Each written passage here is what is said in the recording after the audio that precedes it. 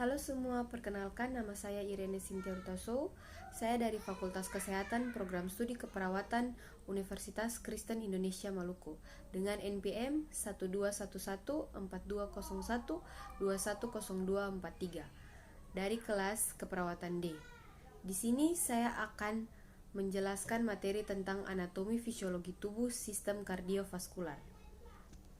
Yang pertama kita masuk pada pengertian kardiovaskular. Sistem kardiovaskular adalah kumpulan organ yang bekerja sama untuk melakukan fungsi transportasi dalam tubuh manusia.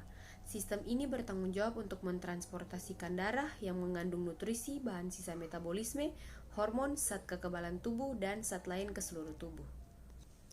Kemudian kita masuk pada lokasi jantung. Yang pertama di dalam perikardium di rongga mediastinum dalam rongga torak. Yang kedua tepat di belakang tulang dada atau sternum. Yang ketiga kurang lebih 2 atau 3 bagian terletak di sebelah kiri dari garis tengah. Dan yang keempat jantung terletak di dalam rongga dada toraks di antara kedua paru. Kemudian perikardium. Selaput yang mengitari jantung disebut perikardium yang terdiri atas 2 lapisan. Yang pertama perikardium parietalis, yang dimana lapisan luar yang melekat pada tulang dada dan selaput paru. Yang kedua perikardium visceralis, lapisan permukaan dari jantung itu sendiri yang disebut perikardium. Di antara kedua lapisan tersebut terdapat sedikit cairan pelumas yang berfungsi untuk mengurangi gesekan yang timbul akibat gerak jantung saat memompa. Cairan tersebut disebut cairan perikardium. Kemudian kita juga harus mengetahui tentang fungsi jantung.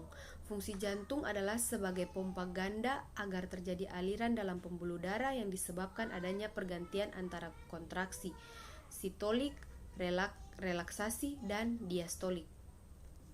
Dan kemudian kita masuk pada lapisan jantung, di mana dinding jantung terdiri atas 3 lapisan. Yang pertama lapisan luar atau epikardium, perikardium visceralis, yang kedua lapisan tengah atau miokardium, dan yang ketiga lapisan dalam atau endokardium. Kemudian ruang jantung. Jantung terdiri atas 4 ruang, di mana 2 ruang yang berdinding tipis yang disebut atrium atau serambi, atrium kanan dan atrium kiri. 2 ruang yang berdinding tebal yang disebut ventrikel atau bilik, di mana ventrikel kanan dan ventrikel kiri. Di sini juga kita dapat melihat gambar anatomi jantung. Dan kita masuk pada bagian-bagian jantung. Yang pertama, atrium kanan berfungsi sebagai penampung darah yang rendah oksigen dari seluruh tubuh. Darah tersebut mengalir melalui vena cava superior, vena cava inferior, sinus coronarius yang berasal dari jantung sendiri. Kemudian darah dipompakan ke ventrikel kanan lalu ke paru. Kemudian atrium kiri, di mana berfungsi menerima darah yang kaya akan O2 dari kedua paru melalui 4 buah vena pulmonalis. Kemudian darah mengalir ke ventrikel kiri lalu ke seluruh tubuh melalui aorta. Kedua atrium tersebut dipisahkan oleh sekat yang disebut septum atrium. Kemudian ventrikel kanan dan ventrikel kiri. Ventrikel kanan menerima darah dari atrium kanan dan dipompakan ke paru-paru melalui arteri pulmonalis. Sedangkan ventrikel kiri menerima darah dari atrium kiri dan dipompakan ke seluruh tubuh melalui aorta. Kedua ventrikel ini dipisahkan oleh sekat yang disebut septum ventrikel. Kita masuk pada peredaran darah, di mana sistem peredaran darah pada manusia dapat dibagi menjadi 2 bagian, yaitu peredaran darah paru-paru atau peredaran darah kecil dan peredaran darah sistemik, yaitu peredaran darah besar. Karena 2 sistem peredaran darah ini, sistem peredaran darah pada manusia disebut sistem peredaran darah ganda.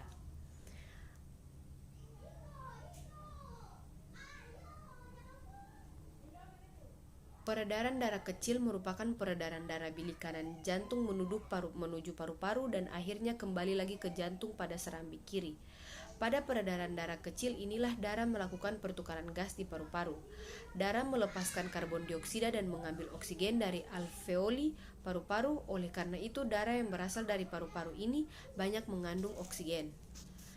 Darah yang banyak mengandung zat sisa metabolisme dan karbon dioksida kembali ke serambi kanan jantung melalui pembuluh balik. Peredaran darah besar ini mengalir dari jantung ke seluruh tubuh, kemudian kembali lagi ke jantung. Peredaran darah manusia selalu melalui pembuluh darah, oleh karena itu peredaran darah manusia disebut peredaran darah tertutup. Kemudian kita masuk pada katup-katup jantung. Yang pertama, katup atrioventrikuler. Letaknya di antara atrium dan ventrikel. Katup yang terletak di antara atrium kanan terdiri dari 3 katup, disebut katup trikuspid. Kanan yang terletak di antara atrium kiri dan ventrikel kiri terdiri dari 2 katup, disebut katup mitral.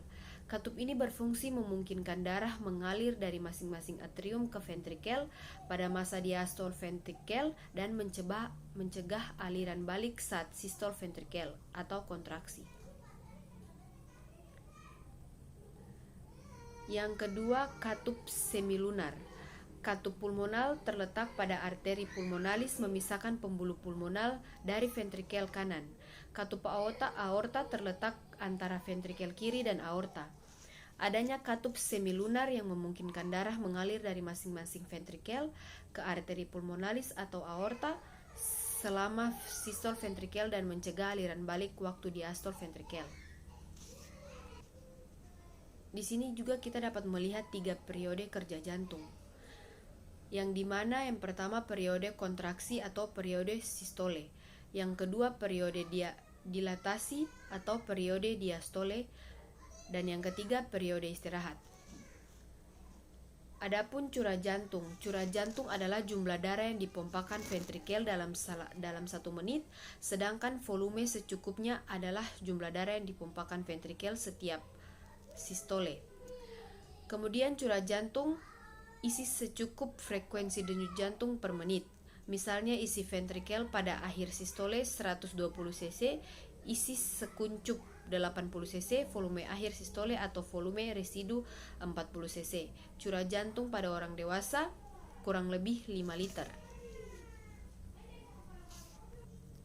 Adapun bunyi jantung dan siklus jantung. Bunyi jantung selama gerak jantung terdengar 2 macam suara yang disebabkan oleh katup-katup yang menutup. Bunyi pertama ketika menutupnya katup anterioventrikel, bunyi yang panjang.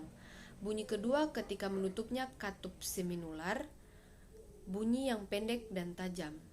Kelainan katup disebut bunyi bising atau murmur. Sedangkan siklus jantung adalah kejadian yang terjadi dalam jantung selama peredaran darah. Gerakan jantung terdiri dari 2, yaitu kontriksi atau sistole dan dilatasi atau diastole. Kontraksi kedua atrium serentak dan pendek disebut sistole atrial dan diastole atrial. Lama kontraksi ventrikel 0,3 detik dan dilatasi ventrikel 0,5 detik. Kontraksi lebih ventrikel lebih lama dan lebih kuat. Kita masuk pada konsep patofisiologis. Yang pertama trombus, kedua embolus, yang ketiga aneurisma, 4 stenosis, yang kelima inokompetensi katup, yang keenam pirau jantung, yang ketujuh aterosklerosis, yang kedelapan hipertensi, dan yang kesembilan gagal jantung. Sekian dan terima kasih.